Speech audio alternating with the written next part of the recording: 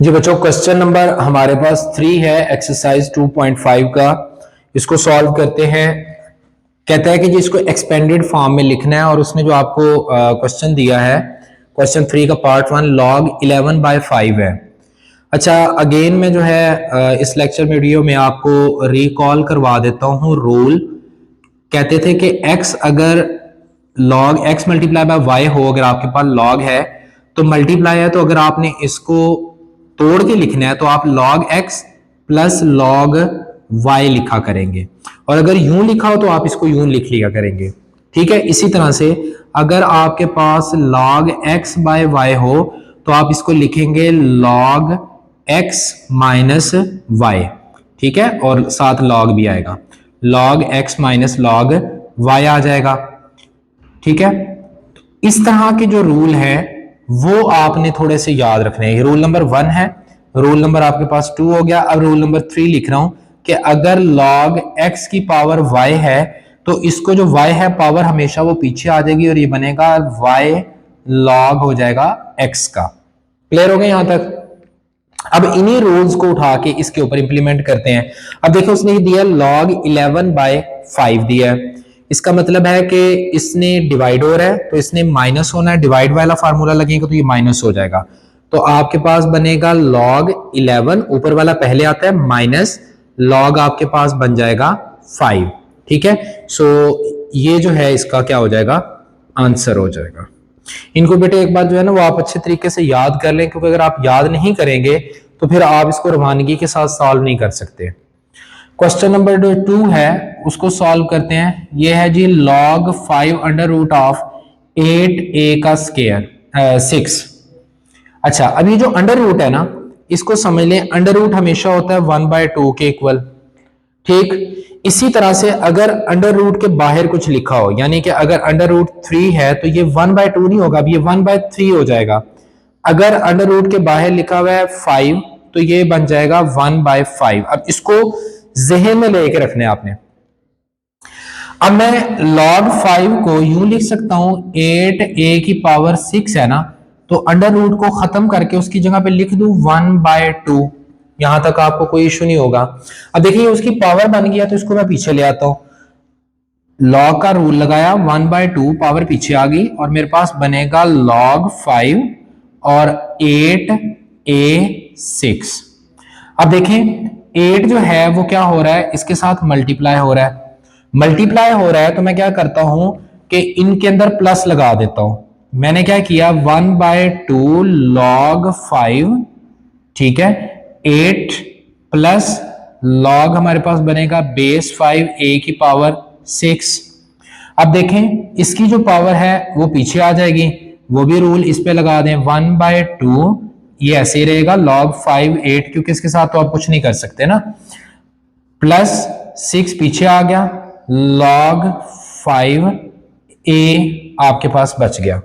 अब हमारे पास क्या बनता है बेटे, इसको अगर मैं फर्दर करना चाहूं तो कर सकता हूं। इसको मैं यूं करता हूं, 1/2 log 5, इसको मैं यूं भी तो लिख सकता हूं 2 की पावर 3, ठीक है, प्लस 6 log 5a, इसकी पावर है पीछे ले आता हूं तो ये बन जाएगा 1/2 इंटू 3 log बेस 5, और साथ क्या बनेगा 2 प्लस 6 log बेस 5 और a बन जाएगा।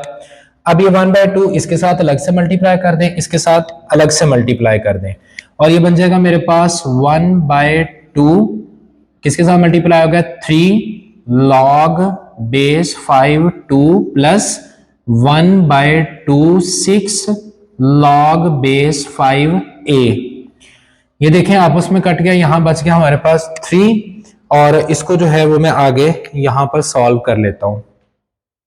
हमारे पास इसको मैं यहां पे लिख रहा हूं कि जी ये 3 इसके साथ मल्टीप्लाई हो गया, 3 1 3 तो बनेगा 3/2 हो गया, और log हमारे पास बेस 5 आगे है हमारे पास 2 प्लस, यहां पर हमने कटिंग कर दी थी, काट के यहां पर बचा हमारे पास 3 log बेस 5 और साथ क्या आ जाएगा a, और ये जो होगा आपके पास वो इसी का आंसर है। इसको फर्दर अगर आपने सिंप्लीफाई करना है तो आप वो दूसरा रूल जो है वो भी इसके ऊपर इंप्लीमेंट कर सकते हैं, लेकिन यहां तक आपका क्वेश्चन का आंसर सॉल्व हो गया है।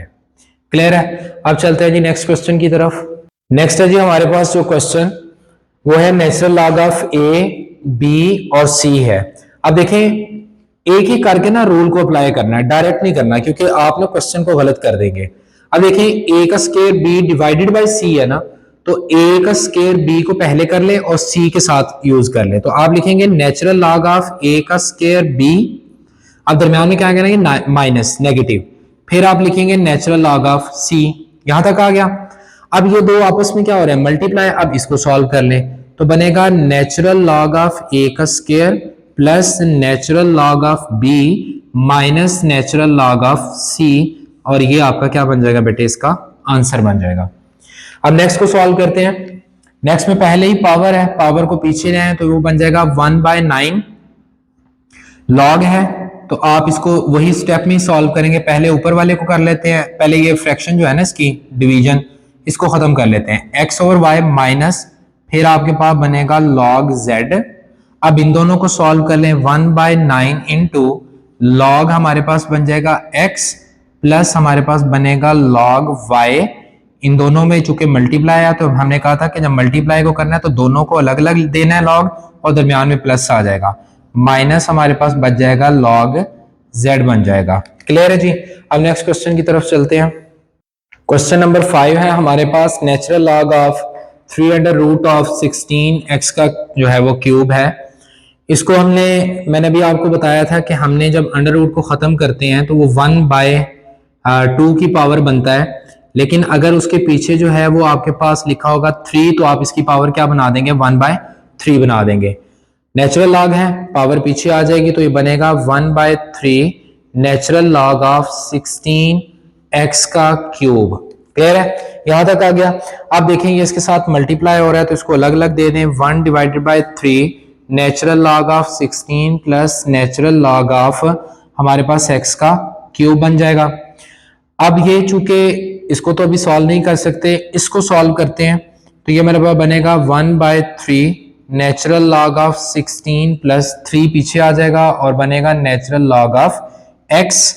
इसको जो है वो आप अंदर मल्टीप्लाई कर दें और बनेगा 1/3 नेचुरल लॉग ऑफ 16 प्लस 1/3 यहाँ पे भी है तो 3 multiply by 3 natural log of x, 3 से कैंसिल हो जाएगा, 1/3 natural log of 16 plus natural log of x।